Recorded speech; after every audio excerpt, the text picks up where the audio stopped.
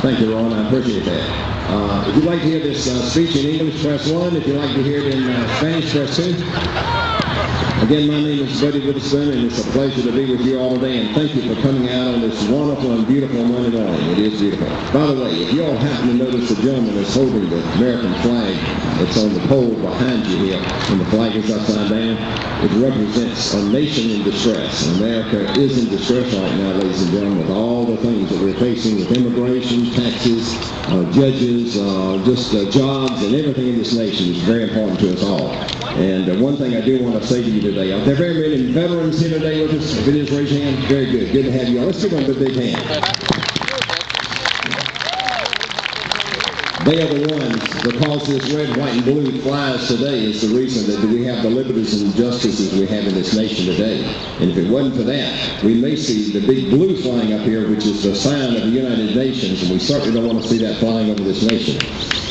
Ladies and gentlemen, I am a native I'm a native South Carolinian, and I also am a legal citizen of the United States of America. And I'm an orthodontist, and I have served the state and community in a lot of things. One thing I would talk to you today a little bit about is the immigration issue which is before us. Number one, we need no amnesty in this state or in this nation whatsoever. We need to secure our borders. We have legislation enabling already to build the fences to make this nation secure. How can we be a homeland that's secure if we've got borders like we do? We need to secure the borders, absolutely. We do not need any sanctuary cities to harbor illegal aliens. That is beside the point, ladies and gentlemen. We don't need that in this country. We need to either amend or rescind some of the mandates that have given amenities to the illegals as such. They've given them health care benefits, they've given them job security and some things for what they came to this country for. They didn't come here to be citizens. They came here to take monies out of this economy, take it and send it back to the homeland, which certainly doesn't help this economy. And by the way, that's one reason that I do support what's on the table right now as far as the fair tax. The fair tax is something that is a consumption tax. It does replace the federal tax as such.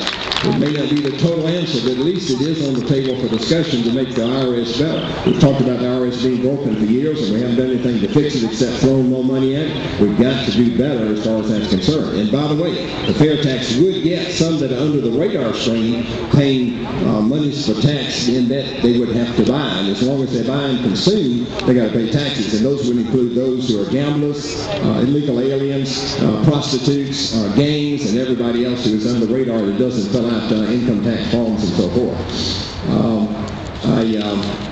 I think that fines and sanctions should be placed on the corporations that hire these illegal aliens. One way to keep incarcerating these individuals, if we place fines on the corporations, they will tend to pick up and go back home anyhow, because if they don't have jobs and make money, then they don't have another reason to be here and what have you. I feel like that English needs to be the standard language of the United States of America, absolutely. And by the way, the illegals come here under the auspices of cheap labor. When you think about what it costs us, ladies and gentlemen, as far as our infrastructure, schools, health care, law enforcement, and the gang activities going on in this state now, it's entirely too costly to the infrastructure already. I do not feel like the wholesale birthright ought to be automatic to those who come to this country, the Mexican mothers, because they bring their kids. They come here as pregnant women, they have their children here, and therefore they say, hey, they are American citizens. Ladies and gentlemen, I have a problem with that. I think that we need to revisit that immediately. No question about it. By the way, I am a veteran. I served in the United States Navy. I was attached to Marines the whole time, and I do support our veterans 100% who are in harm's way, and I believe that they're doing a great job for this country, and I continue to support them in what they continue to do. I am also a supporter of the Second Amendment, which is the right to bear arms, and it is my hope and prayer that the United States Supreme Court comes down on the right side of the Washington, D.C. band that they are visiting at this point in time. Ladies and gentlemen, we do not need a North American Union. This is a union that is to be fashioned after the European Union, and it would conglomerate Mexico, the United States, and Canada. If that's the case, and if that were to come about, that would be the end of our sovereignty, that would be the end of our Constitution. institution, and we'd be in trouble as a nation, and pretty soon we would no longer be the great leader of the free world that we've been. Absolutely. I would say to you today, that this great nation, anybody believe that this nation can't come to its knees?